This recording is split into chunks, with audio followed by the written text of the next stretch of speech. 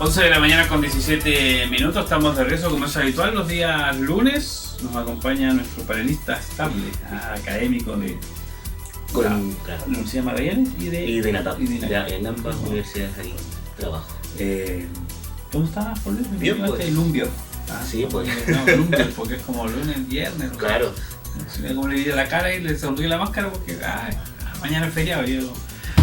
Uno, o sea, a los controladores les sonríe la cara. Uno no, porque uno mañana trabaja preocupado del día miércoles, ya, entonces hoy día ya se preocupa del miércoles, más. Así, ya. ¿Cómo dice? Hoy día yo me quedo hasta el presencial hasta tarde. Mira, ¿viste? Mal, lo vamos a pasar acá. Sí. Ya. Yo pasé por el detalle. No, oiga, usted va para la radio, me dijeron, allá abajito en un local. No, sí. Dígale que venga a buscar, no se olvide de venir a buscar el encargo y la colación especial que tienen preparada para. Así que. Bien, pues. Miren, Serena está mostrando el chapuzón, Oye, fue todo un éxito. ¿Tenemos audio de eso o no? No, gracias. Estamos trabajando por usted. Sí, fue todo. Información extraída de la prensa austral, No sé cuántas personas habrán sido tú. Más de 3.000. Más de 3.000. Sí. Esto ha ido incrementándose enormemente en comparación a cada año. Puerto Natales, Vallejo, Chile, Venezuela, mire.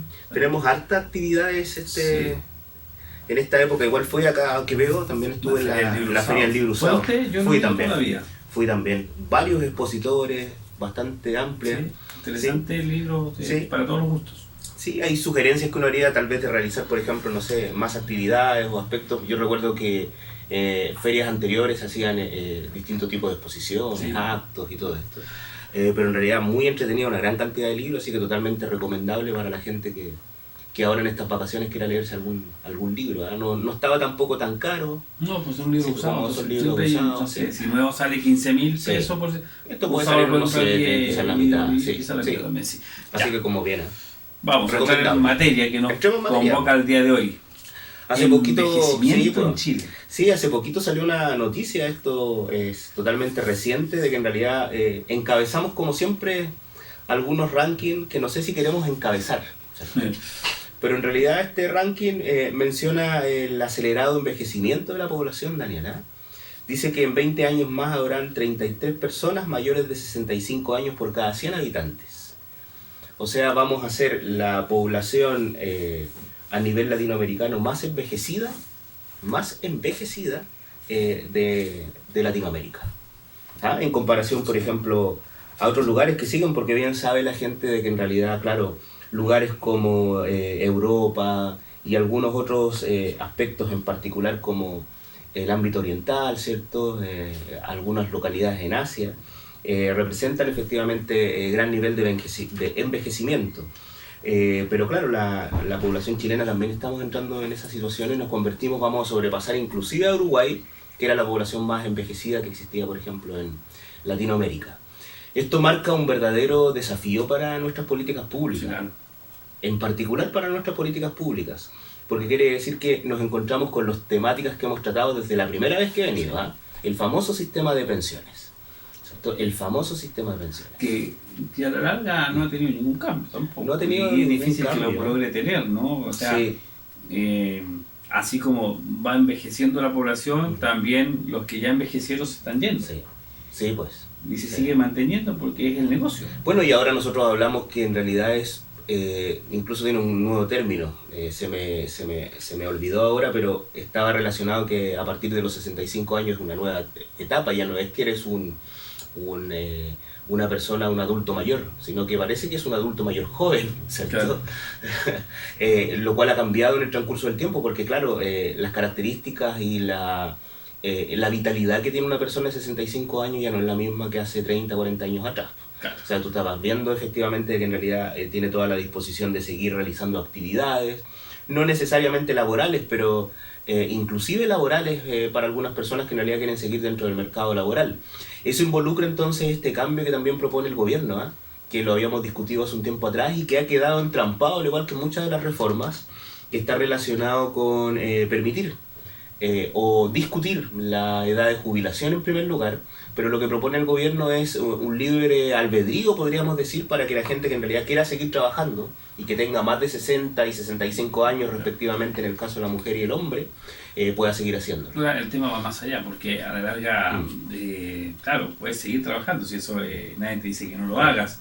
El tema es, durante lo que trabajaste todo el año, qué tan perjudicial fue para tu salud, para tu físico, las labores que cumplías. Lo que pasa es que nosotros nos estamos quedando atrás, Daniel, porque sería interesante generar una especie de estatuto, de código que involucre dentro de las normativas laborales cuál es la condición de un adulto mayor y cuáles van a ser las características con las cuales va a poder trabajar.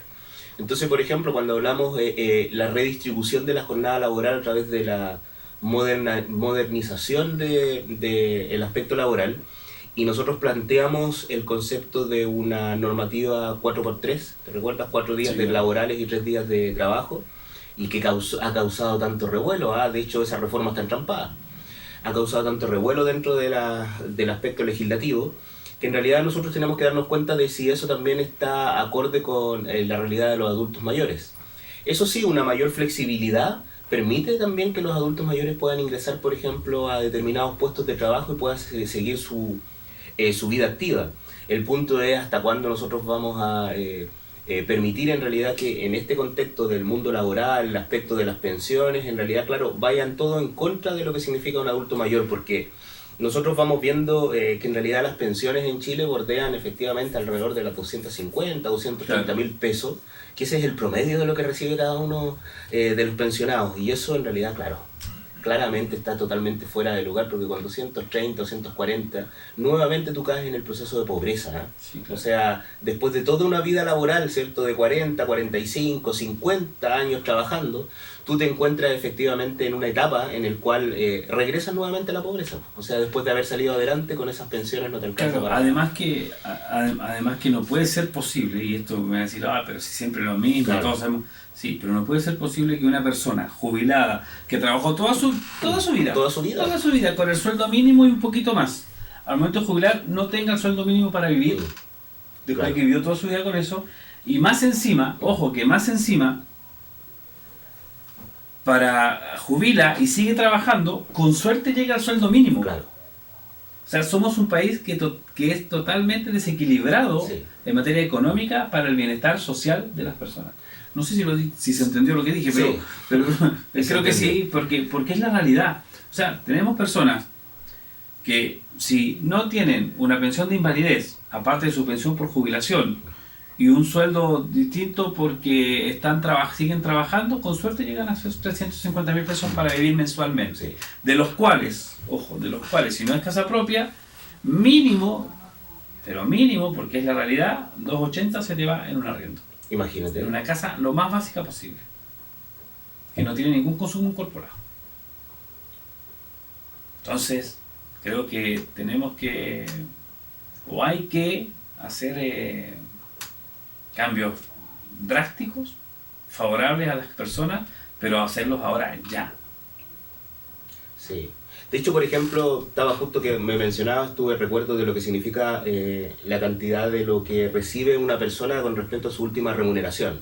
Esto se conoce dentro del aspecto económico como tasas de reemplazo, ¿cierto? O sea, por ejemplo, si hay una persona que gana 1 millón de pesos y la tasa de reemplazo es un 30%, quiere decir que luego de jubilarse gana alrededor de 300 mil pesos. Eso es lo que significa la tasa de reemplazo.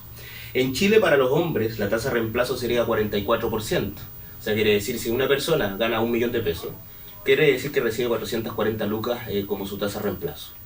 Y en el caso de la mujer es bastante más bajo, es solamente un 19%. O sea, quiere decir que el aspecto de las desigualdades de género también son elementos que son importantes de abarcar por parte de las políticas públicas del gobierno, porque vemos efectivamente como que en realidad, claro, imagínate, si nosotros involucramos a una persona que al final de su periodo gana alrededor de 1 millón de pesos y una tasa de reemplazo de 440 lucas versus, por ejemplo, 190, hay una clara diferencia. Y nosotros vamos viendo en esa situación que el aspecto de las tasas de reemplazo son bastante bajas en Chile, porque en realidad lo prometido debería haber sido, y lo que se había generado al momento de potenciar esta reforma que es conocida como AFP, que surge en los 80, era potenciar tasas de reemplazo que abarcaran por sobre el 80%. O O sea, quiere decir que si una persona gana 1 millón, recibe alrededor de 800.000 pesos. O sea, ni siquiera hemos llegado a la mitad de esa tasa de reemplazo, ¿cierto?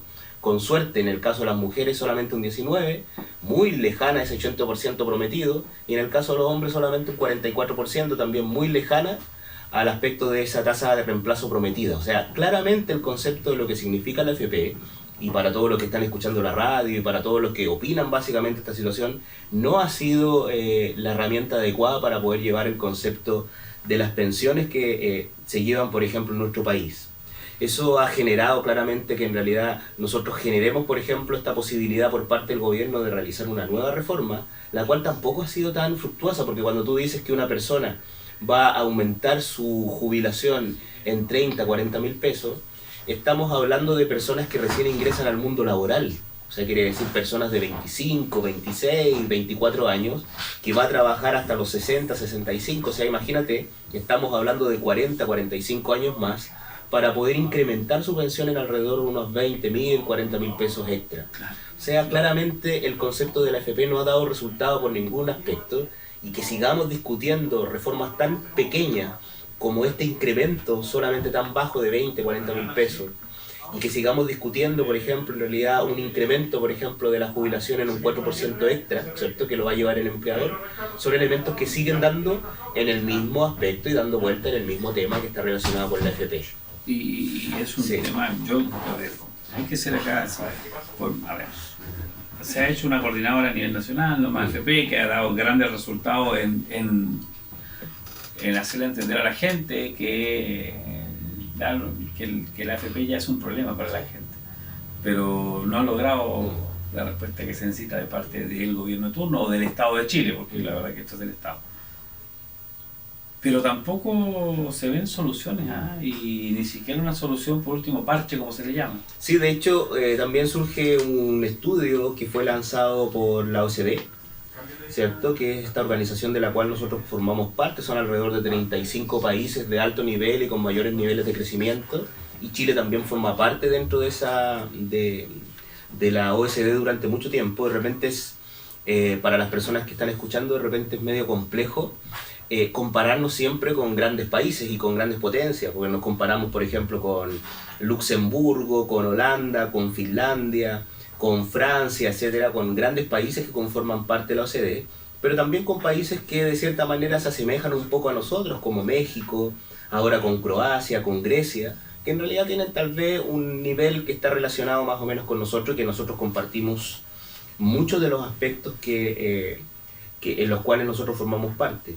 Y fíjate que esta noticia menciona que las pensiones de los millennials, ¿cierto? O sea, quiere decir de que personas que han nacido en determinado año, que estamos hablando alrededor del 85-90, creo que es un millennials, desde el punto de vista sociológico se conoce más o menos en eso, va a tener una enorme caída dentro de su tasa de reemplazo. O sea, quiere decir de que las pensiones de estas personas que jubilen, que son estos millennials que ahora están trabajando, y que nosotros, ni siquiera nosotros somos millennials, sino de la generación que viene antes que nosotros, va a recibir la mitad de los ingresos en sus pensiones, ¿cierto?, al momento de jubilar. O sea, quiere decir que si estamos hablando en promedio, hoy en día, de pensiones que son alrededor de 250.000 pesos, los millennials van a recibir alrededor de 125, 130.000 pesos de pensión en el momento que ellos jubilen. O sea, el mercado laboral que se encuentra ahora y la forma que tiene va a acrecentar inclusive más estas brechas que existen al final del periodo, producto también de lo que significa la AFP. Hay que recordar que la AFP es una cuenta y es un ahorro privado, a diferencia, por ejemplo, de otros países. En el mundo solamente existen alrededor de 7, 8 países que tienen el sistema que tiene Chile, que es un sistema de ahorro privado, ¿cierto?, en el cual nosotros ahorramos, al igual que lo hacemos en una cuenta de ahorro individual, parte de nuestros dinero para eso. No tiene ningún componente efectivamente solidario por parte del Estado que complemente esta renta. De tal manera que lo que se postula ahora con este 4% extra de cotización que propone el gobierno es sacar un trocito de eso para generar una especie de pilar solidario que pueda ser como una especie de bolsa común y que pueda ayudar, por ejemplo, también a los más desfavorecidos, ¿cierto? Pero sin embargo, noticias como esta, en realidad, claro, nos generan efectivamente un inconveniente. Por ejemplo, si una persona tuvo un sueldo promedio de 800.000 pesos, la tasa de reemplazo ahora llegaría solamente alrededor de un 33,7%, o sea, hay una baja de 25 puntos porcentuales de lo que significa efectivamente ahora una persona en la actualidad. O sea, quiere decir de que de estos 800.000 pesos, con suerte va a llegar a una pensión de 200.000 pesos, Daniel. Y de aquí a un par de años. Estamos hablando de 40 años. O sea, nosotros es probable que también veamos a personas millennials que en realidad, y que veamos esa crisis, que a nosotros también nos va a afectar, Daniela. En el momento que nosotros jubilemos, nosotros formamos parte de estas pensiones de 200, 300.000 pesos mensuales, que de cierta manera no es culpa también de la AFP, sino que es una estructura que anda dando vuelta dentro de nuestro mercado laboral, porque hay que recordar que el mercado laboral es el combustible para el AFP, ¿cierto? Si nosotros tuviéramos una mejor estructura dentro de nuestro mercado laboral, nosotros podríamos tener mayores ingresos para el AFP. En la estructura del mercado laboral, cuando nosotros apreciamos que el 70% de nuestra gente, de nuestras personas, de nuestros trabajadores, recibe menos de 550.000 pesos de remuneración líquida, nosotros vamos viendo en realidad que tenemos un problema no solamente relacionado con un proceso distinto, sino con una relación desde el punto de vista laboral, estructural de nuestro mercado laboral. Hay una preocupación ahí que es tremenda, ¿no? Que tiene que ver con qué solución, qué respuesta haber al futuro respecto justamente a lo que tiene que ver con estos temas. ¿No? De hecho, Daniel, nosotros, y lo que yo observo, y de repente la universidad también lo observa, de que en realidad siempre vamos atrás en las políticas públicas. Sí. Lo que ocurrió y lo que está ocurriendo ahora con el sindicato de Walmart, que se encuentra paralizado y que ha cerrado alrededor de 50 o 40 sucursales a nivel nacional, que aquí no nos ha tocado. El famoso... Que cerró acá. Claro, que cerró acá, pero ahora la huelga de Walmart, la paralización que tienen los trabajadores, ha cerrado, ¿cierto? Ha dejado de que funcionen alrededor de 50 supermercados en Chile ahora en la actualidad, ¿cierto? Producto de esta paralización que a nosotros no nos ha tocado. Pero uno observa también que hay ciertas debilidades desde el punto de vista de este mercado laboral, porque una de las grandes problemas que tiene este sindicato y por cual caen paralizaciones es el proceso también que hemos conversado muchas veces en esta mesa, que está relacionado con el proceso de la automatización. Aquí hay un problema también porque ellos alegan una multifuncionalidad dentro de las labores que realizan. Y eso está basado también en el proceso de la automatización. Chile no se encuentra listo para este proceso que viene, y ni siquiera nos encontramos listos también para los procesos de inteligencia artificial.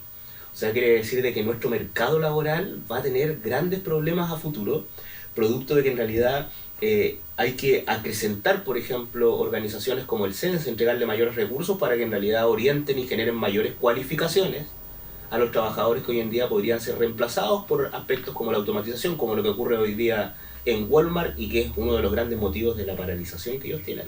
Sí, claro, y además la automatización de atención, que va a ser todo a través de una máquina. O sea, decía que hay que, por ejemplo, una cajera termina su turno y en vez de entregarle a la supervisora de caja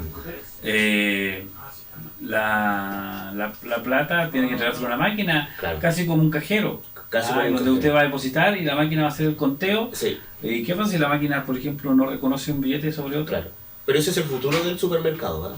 Ese es el futuro de lo que nosotros vamos a ver. Si las personas piensan que esta es una medida parche, pasajera, en el cual hay alrededor de 6, 7, 10 cajas funcionando, que son cajas automáticas, ese es el futuro que viene desde el punto de vista de la automatización.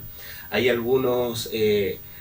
nosotros tenemos procesos en los cuales nosotros vemos cómo las personas aún participan dentro de los procesos de inventario, pero, por ejemplo, incluso unos chilenos ganaron un concurso en Silicon Valley que está relacionado, y son chilenos, con un proceso automático de inventario. O sea, quiere decir que hay un pequeño robot que tiene inteligencia artificial y que anda circulando alrededor del supermercado, hace un mapeo y genera, por ejemplo, los procesos de inventario de forma rápida. Sí. Bien. Juan Luis, siempre una gran análisis. No, por supuesto. Temas, y poder tener también ahí el tema, siempre que no nos hemos olvidado estos temas, simplemente vamos esperando que con el tiempo vayan avanzando. Pero vayan avanzando, ¿eh? No hemos tenido ningún avance. No hemos tenido ningún avance en elementos que están relacionados con la pensión, ¿cierto? Con el aspecto de la reforma laboral. Hay una gran cantidad de promesas, Daniel, desde el punto de vista de lo que significa estas reformas y de un gobierno que se ha formulado como un gobierno prometedor en estos aspectos, pero que se ha quedado entrampado por discusiones constantes dentro del Parlamento. Bueno, esperar de que No, pues ya no pasó nada. Si acá esta solución tiene que ser 5, 8, 10 años plazo, ¿no? No, Y por más supuesto, también, ¿no? por supuesto. Pero bueno, Y esto depende de todos, es más allá del poder, del color político. Sí, claro. Esto depende exclusivamente de cómo Acá ningún nosotros gobierno ha hecho figuramos. nada, Claro, más cómo- allá de quién esté. Claro, Claro. ahora le toca recibir la crítica al gobierno de turno, Sí. pero el gobierno anterior y el anterior y el anterior y varios anteriores hay un tema con el aspecto de las pensiones que es súper fuerte. sí, miran el bolsillo de la caja de Hacienda y no Claro. del bolsillo o la billetera del usuario, del Claro. pensionado, del jubilado, de la persona que es la que más lo necesita. Juan Luis, Bueno. nos vemos el próximo lunes, ¿me parece? Como siempre. 22 de Haya julio. lluvia, nieve, Sí, uno más. usted va a estar acá. Sí. O sea, Gracias. ya 37 minutos.